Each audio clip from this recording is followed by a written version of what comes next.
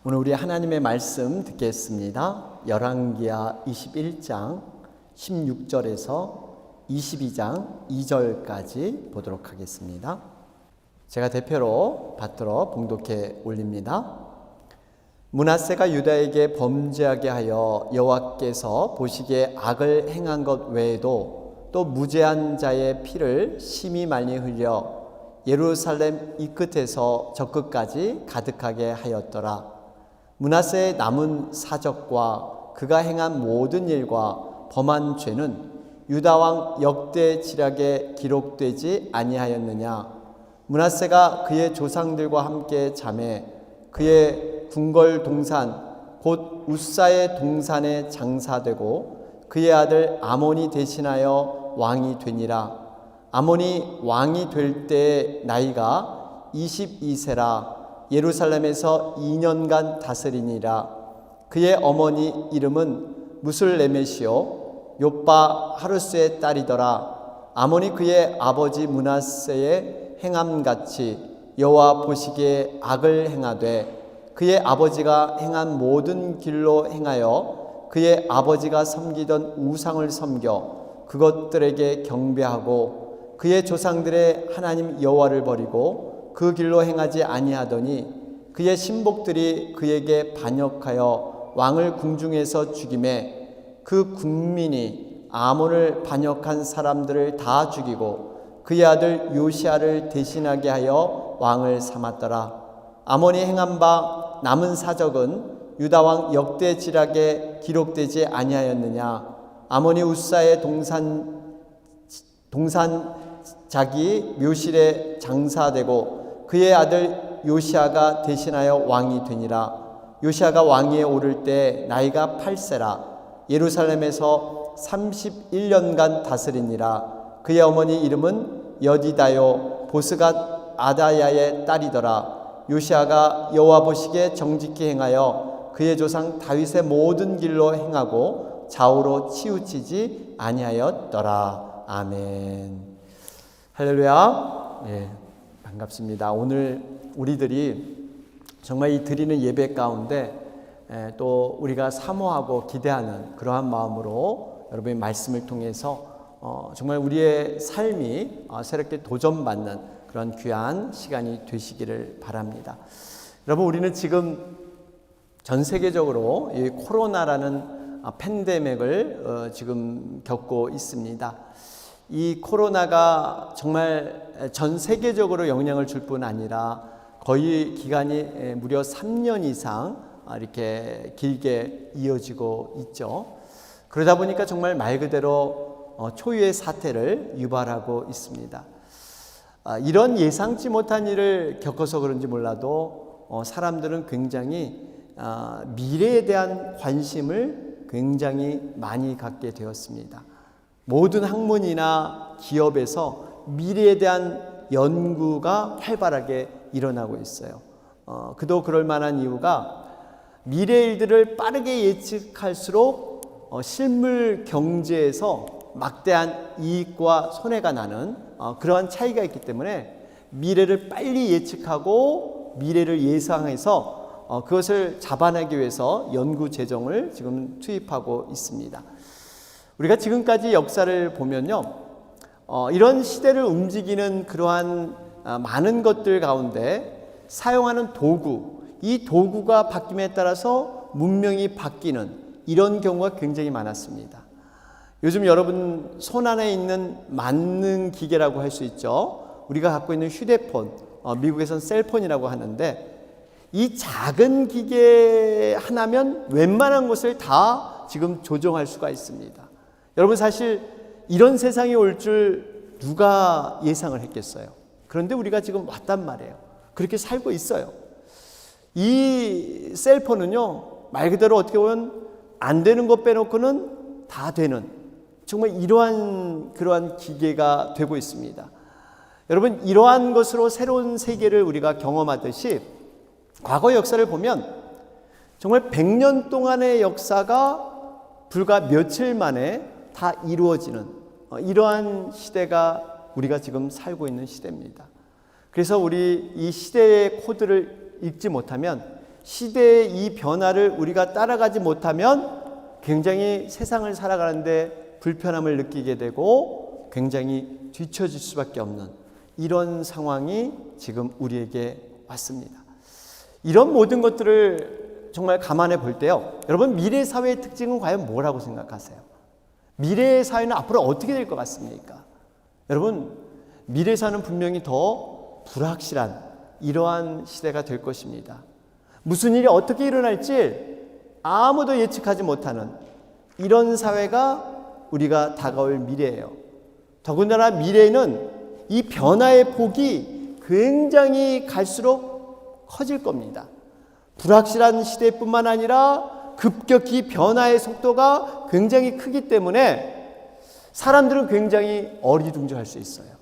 겉으로 보기에는 경제가 활성화되고 뭔가 바쁘게 막 움직이는데 사실 내면적으로 보면요, 많은 그 내면의 공허함, 여러 가지 그러한 변화로 인해서 받는 스트레스, 어떻게 보면 이 내면 세계가 더욱 황폐해질 수밖에 없는 이런 모습이 바로 미래의 모습일 수 있어요.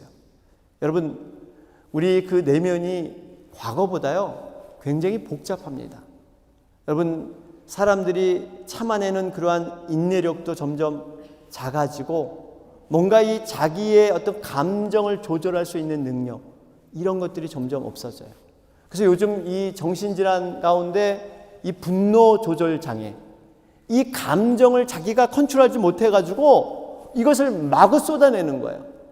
여러분, 이러한 인생, 어떻게 보면 우리가 인생이 좀 움직이고 앞으로 가야 되는데 이 표류하는 듯한, 굉장히 떠도는 듯한 이러한 느낌을 받을 수가 있습니다.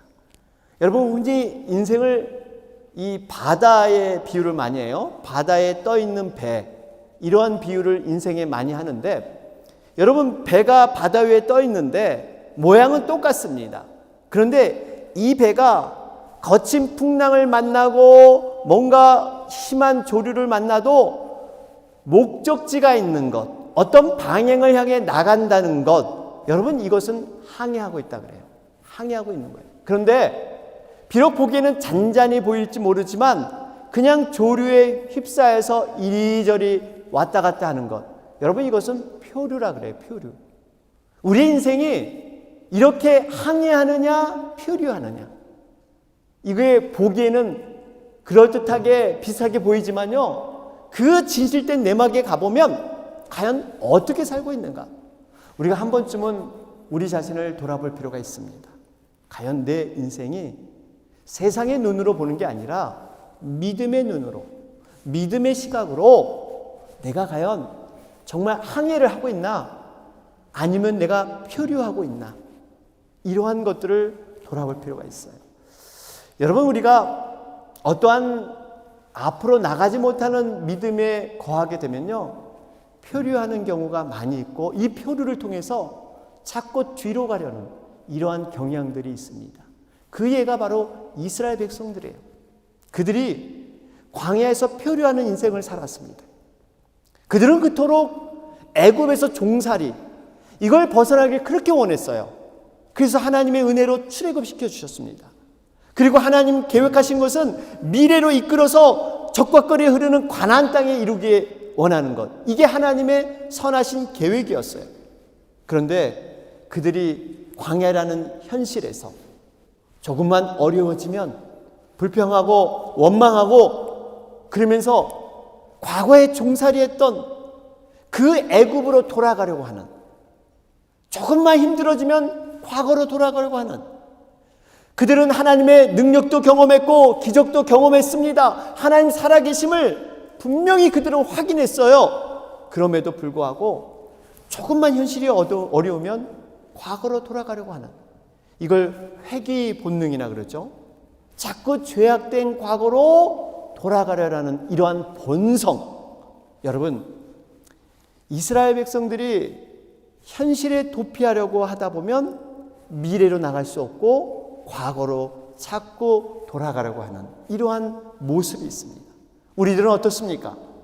여러분, 우리의 인생도 자꾸 이렇게 표류하게 되면요, 뒤를 자꾸 돌아보게 돼 있습니다. 이것이 우리의 죄성이에요. 개가 토한 것을 더럽다고 개가 나가버렸습니다. 그런데 얼마 후 다시 개가 들어와서 그 더러운 것을 핥아 먹는 격이에요. 돼지가 더럽다고 나간 그 우릿간에 다시 들어와서 돼지가 버젓이 살아가는 모습, 어쩌면 우리들의 모습일 수 있다는 겁니다. 이것은 저의 말이 아니라 성경에 나오는 말씀이에요. 여러분, 베드로후서 2장 21절 22절 말씀 볼까요? 여기 보면 의의 도를 안 후에 받은 거룩한 명령을 저버리는 것보다 알지 못하는 것이 도리어 그들에게 나으니라. 참된 속담에 이르기를 개가 그 토한 것에 들어가고 돼지가 씻었다가 더러운 구덩이에 도로 누웠다 하는 말이 그들에게 응하였도다. 여러분, 여기 보니까 의의 도를 안 후에 거룩한 명령을 저버리는 것, 알지 못하는 것이 도리어 낫다는 거예요. 다시 말하면 하나님의 은혜를 경험하고 구원의 자녀지만 말씀을 등지고 신앙을 앞으로 나가지 아니하면 표류하게 돼서 과거의 죄된 모습으로 자꾸 돌아가게 된다는 거예요. 이런 상황보다 아예 의의 도를 몰랐던 사람이 더 낫다, 이 말을 해요. 왜 그럴까요? 그들은 뒤로 돌아갈 것이 없기 때문에, 처음 시작하는 거니까, 더 이상 물러설 것이 없는 그 처음의 단계니까 오히려 그들이 더 순수하게 낫다 말씀하고 있습니다. 사랑하는 여러분, 우리들도 정말 다시 한번 우리의 믿음이 과연 어디에 서 있는가, 표류하고 있지 않나, 과거의 모습으로 우리는 돌아가려고 하고 있지 않나, 여러분 한번 돌아보시기를 바랍니다. 본문에서 우리는 요시아에 대해서 살펴보길 원하는데요, 요시아는 굉장히 암울하고 어두운 시대에 태어났습니다. 요시아 가정의 내력은 매우 복잡했어요. 요시아 할아버지는 므낫세 왕, 유명한 악한 왕이죠. 이스라엘에서 가장 악명이 높은 왕이었어요. 그는 죄 없는 사람을 무수히 죽였습니다. 나라는 온통 우상숭배로 가득 찼어요. 우상숭배가 어느 정도였냐면 하나님을 섬겨야 되는 거룩한 성전에서 우상도 함께 섬기도록 그렇게 므낫세는 만들었어요. 심지어 어린아이들을 우상의 제물로 갖다 바치는 이런 일을 저질렀습니다. 말 그대로 타락의 극치. 여기서만 끝난 게 아니에요. 이 요시아의 아버지 아몬 왕은 또 어떻습니까? 이 아몬 왕은 모든 열조가 행했던 악한 일들을 그대로 흉내내며 따랐던 자가 바로 이 아몬 왕입니다. 결국 이 악함 때문에 나중에 그 신하에 의해서 이 아몬은 죽게 됩니다. 여러분, 어쨌든 간에 지금 요시아 입장에서 보면 할아버지도 극도로 타락한 그러한 왕이었고 아버지도 정말 그렇게 악한 왕이었습니다. 어쩌면 요시아는 보고 듣고 경험한 모든 일들이 다 하나님을 대적하고 우상을 숭배하는 일, 더군다나 그새 상황은 성전은 무너졌고요, 하나님의 백성은 하나님을 잊은 채 그저 정말 자기들의 유익만 위해서 살아가는 그러한 시대였습니다. 이런 상황에서 아버지 왕 아몬이 살해당하자 8살, 여러분 얼마나 어린 나이예요. 8살의 어린 나이로 요시아가 왕으로 등극하게 됩니다. 여러분, 여기까지 요시아 얘기를 들으시면 과거, 현재, 미래 이 세 가지를 동시에 생각해 볼 때 기대할 것이 없어요. 운명처럼 자연스럽게 그냥 조상의 악을 쫓아가면서 그냥 살아가는 일상. 여러분, 이렇게 요시아 인생은 마쳐야 했습니다. 여러분, 이런 모습 우리가 충분히 이해하지 않습니까? 많은 사람들 보면요, 과거의 경험을 벗어나지 못하는 경우가 많습니다. 그 안에 갇혀서 그냥 살아가고 있어요. 개인사도 마찬가지고 세상사도 마찬가지예요. 오죽하면 정치가들이 새로운 정권을 잡으면 늘 하는 그러한 구호가 뭡니까? 과거사 청산, 역사 정리. 여러분, 이걸 외치면서 우리는 새로운 시대입니다, 그렇게 살아가길 원하지만 결국 결론을 보면 거의 비슷해요. 거의 똑같은 삶입니다. 새 출발한다 그러지만 별반 차이가 없는, 왜냐하면 과거와 묶였던 그런 삶이 단절되지 않기 때문에 또 다른 그러한 악들이 저질러지는 거예요. 가정의 배경은 어떻습니까, 여러분? 우리들 어떻게 보면 과거의 희생자들이에요. 과거에 일어난 그 사건, 이것이 한 번도 끝나지 않습니다. 끈질기게 가계를 통해서, 그 가문을 통해서 이 어두운 영들이 전해오는 이런 경우가 있습니다. 이게 엮이는 가정이에요. 여러분, 엮이는 아시잖아요? 전부는 물론 아닙니다. 일반적으로 그렇다는 얘기예요. 예를 들면 아버지가 알코올 중독자였습니다. 자녀들이 아버지를 보면서 자라면서 증오하며 그러면서 성장을 해요. 절대 나는 아버지처럼 따르지 않겠다, 아버지처럼 살지 않겠다 다짐을 합니다. 그런데 웬걸 힘들고 스트레스 받고 이런 일이 생기면 그 탈출구가 자기도 모르게 아버지의 영향으로 닮아간다는 거예요. 자신도 모르게 알코올 중독자가 될 수 있습니다. 아니면 다른 중독에 빠질 수 있는 경우가 많이 있어요. 이게 왜 그렇습니까? 과거의 이 트라우마, 이 상처가 자신도 모르게 자신의 모든 생각과 모든 행동을 그렇게 잠식하고 있기 때문에 이런 어둠의 영에 갇혀서 그저 주어진 환경에 살아가는 이런 경우가 많이 있습니다. 그러면서 이제는 자신을 포기하기 시작해요. 나는 안 돼. 자신은 안 돼. 여러분, 이 신뢰가 깊어지면서 모든 생각에 각인되는 거예요. 모든 것이 안 된다고 내려놓기 시작합니다. 여러분, 안타까운 것은 믿음에는 두 가지 종류가 있는 것 같아요. 좋고 바른 믿음이 있는가 하면 한편으로 좋지 않은 믿음도 있습니다. 믿음에는 축복으로 인도하는 믿음도 있지만 실패하게 만드는 믿음도 있어요. 여러분, 나쁜 믿음이 어떤 믿음일까요? 과거에 실패한 경험으로 아니면 인간적인 판단으로 무엇을 해도 안 된다라고 믿는 거예요. 괜한 수고하는 거야. 해보지도 않고 하려는 의지마저도 없는 분명한 믿음. 이 믿음이요, 자신도 모르게 하나님의 말씀보다 내 자신의 믿음이 돼서 신념화되고 철학화돼서 견고한 진이 됩니다. 한 발짝도 나갈 수 없도록 모든 것이 안 돼 하는 그 믿음이 갇혀져 있는 거예요. 그래서 예수님께서 능력을 베푸시기 전에 반드시 확인하는 것이 한 가지 믿음이었습니다. 믿음이었어요. 능력을 베풀기 전에 내가 무엇을 하여 주기를 원하느냐? 여러분, 소경 바디메오에게 그렇게 묻지 않았습니까? 여러분, 소경 바디메오가 소경인 줄을 예수님이 몰라서 내가 무엇을 하길 주길 원하느냐? 그가 눈뜨기를 원하는 걸 몰라서 예수님이 물었겠어요? 아닙니다. 예수님은 아셨습니다. 그런데 스스로 자기의 소원, 그 소원을 통해서 믿음을 밝혀보라. 예수님이 이걸 원하셨던 거예요. 여러분, 우리에게도 믿음이 중요한 줄로 믿습니다. 여러분, 믿음은 바라는 것들이 실상입니다. 바라는 것이 이루어지는 거예요. 보이지 않지만 반드시 나타나는 것, 증거입니다. 이 실상과 증거, 이걸 우리가 어떻게 누리냐면 하나님께서 우리에게 허락하신 그 믿음을 통해서 여러분, 우리는 누리게 될 줄로 믿습니다. 여러분, 이러한 믿음이 절대적으로 필요해요. 지금 요시야 왕은 우리가 살펴봤지만 이 가정사가 어두워요. 모든 것이 악하고 타락하고 할아버지, 아버지, 결국 과거로 돌아갈 수밖에 없는 그러한 환경. 여러분, 더군다나 요시야가 8살 때 왕이 됐어요. 8살의 나이에 요시야가 무엇을 할 수 있었겠어요? 아마 그 주변에 어떤 유력한 사람이 아마 요시야 왕에게 조언하고 요시야 왕을 움직였을 거예요. 일명 섭정 정치라 그러죠. 그저 왕은 세워놓고 뒤에서 이렇게 정치를 하는, 처음에 이렇게 시작했을 거예요.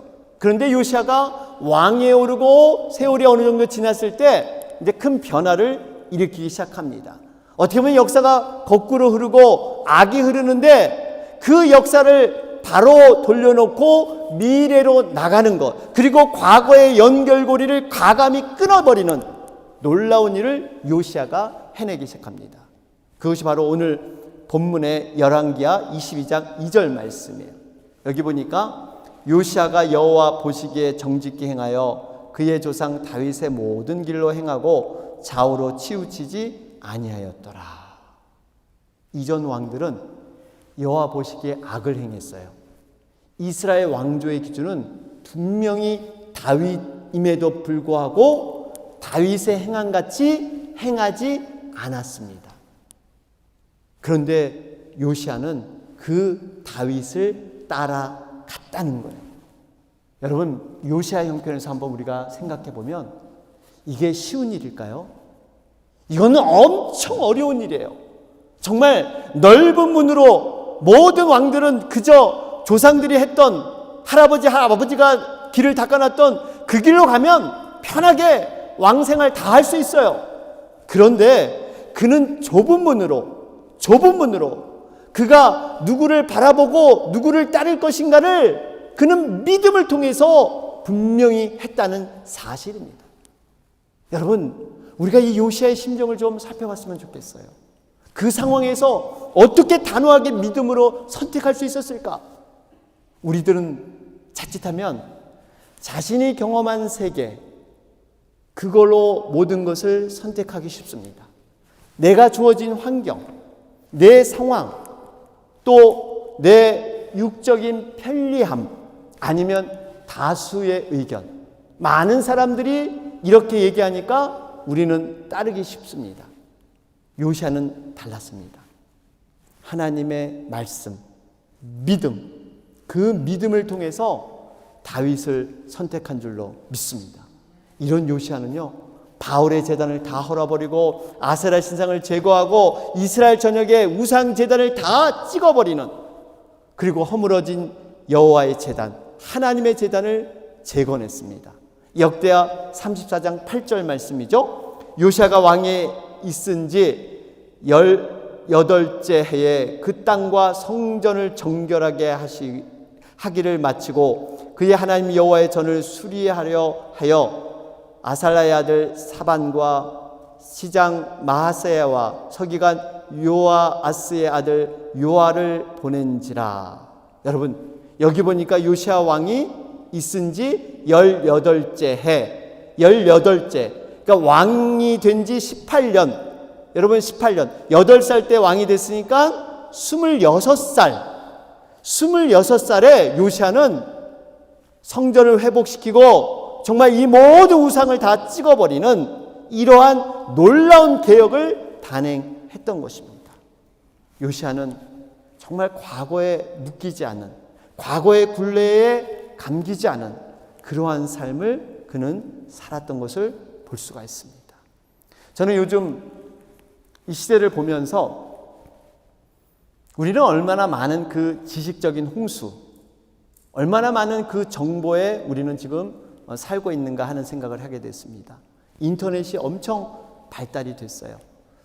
마음만 먹고 자면 모든 지식을 다 찾아낼 수 있습니다. 검색을 통해서 이제는 모든 것을 다 모을 수가 있어요. 많은 사람들은 이 아는 것을 많이 모아서 이제는 살기를 원하는데, 사실 우리가 뒤집어 보면요, 예전에 모르는 게 약이다 뭐 이런 말이 있었어요.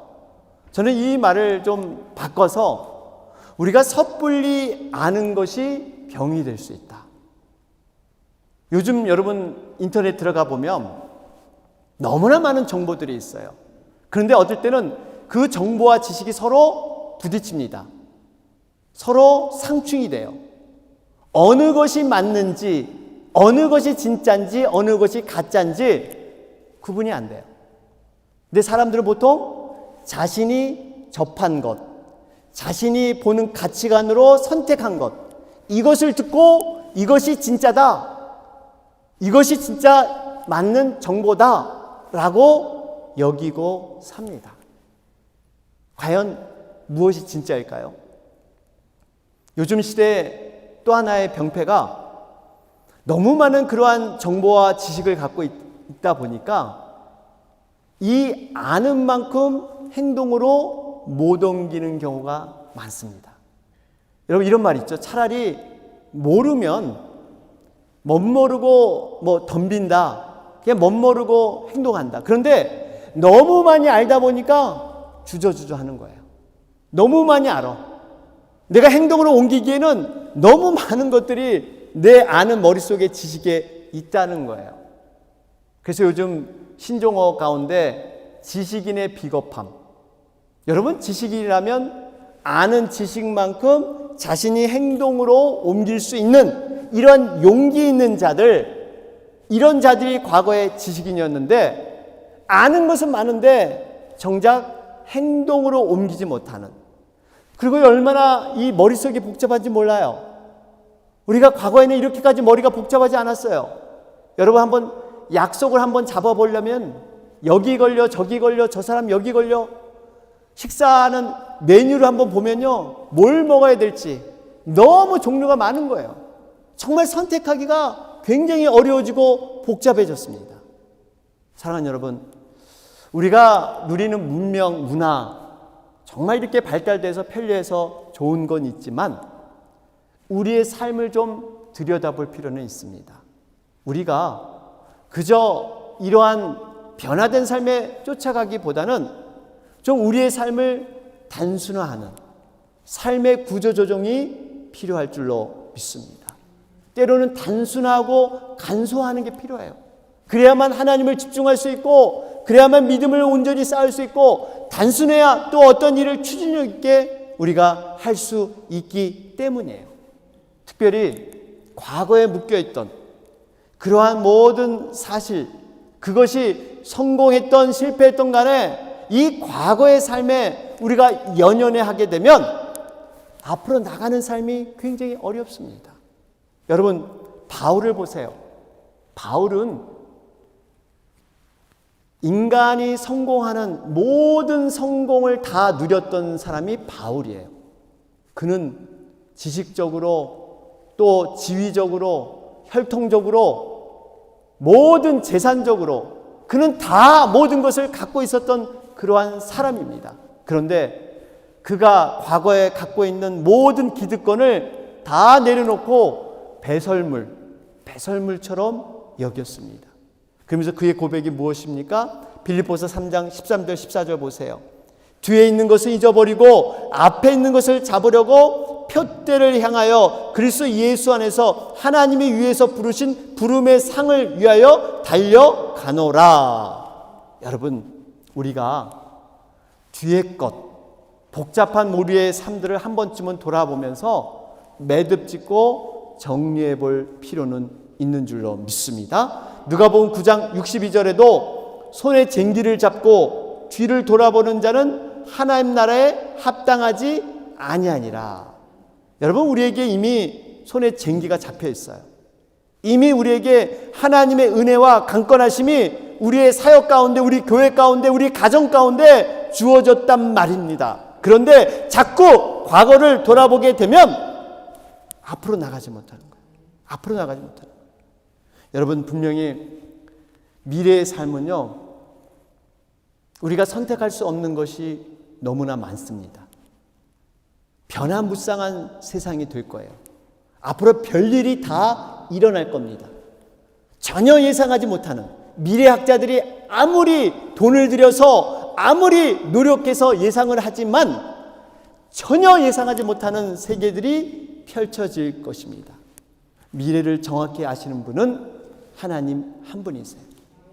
때문에 우리가 선택하고 준비한다고 한들 그 미래가 우리의 뜻대로 움직이느냐? 그렇지 않습니다. 분명히 그렇지 않아요. 그럼에도 불구하고 우리가 선택할 수 있는 분명 한 가지가 있습니다. 그 한 가지는 내가 믿음으로 살겠다는 고백인 줄로 믿습니다. 어떤 세상이 와도 나는 믿음으로, 말씀으로 내가 살아야겠다 하는 이 결단, 이 각오, 이거는 우리가 분명히 선택할 수가 있어요. 내 생각과 내 판단과 내 이성적인 선택이 아니라 믿음의 선택, 믿음의 선택. 이런 자들에게 하나님은 분명히 책임져 주시고 하늘의 복을 내려 주실 줄로 믿습니다. 하나님 앞에는요, 우리가 구원받은 것으로 끝나지 않습니다. 분명히 하나님은 풍성한 은혜를 주시고 복을 주시기를 하나님은 원하세요. 구원받고 천국 가는 것으로 끝나는 걸 하나님은 원하지 않으세요. 이 땅 가운데 풍성한 삶, 그걸 누리기 원하시는 분이 하나님이신 줄로 믿습니다. 우리 요한복음 10장 10절 말씀, 오늘 우리 김득주 장로님 말씀이랑 참 놀랍게 겹치는데요. 요한복음 10장 10절 말씀을 보시면 내가 온 것은 양으로 생명을 얻게 하고 더 풍성히 얻게 하려는 것이라. 여러분, 우리가 하나님 백성답게 살려면요, 더 이상 과거에 매여서는 안 되고 우리의 삶을 정리하며 단순화해야 합니다. 초점을 하나님께 두어야 합니다. 선택을 할 때 무엇보다도 믿음의 선택, 믿음의 판단, 이것이 우리의 삶을 풍성케 하는 하나님의 놀라운 그러한 비결인 줄로 믿습니다. 우리가 이 놀라운 일 앞에 함께 순종하며 나가는 여러분과 제가 되길 주님의 이름으로 축원합니다. 아멘.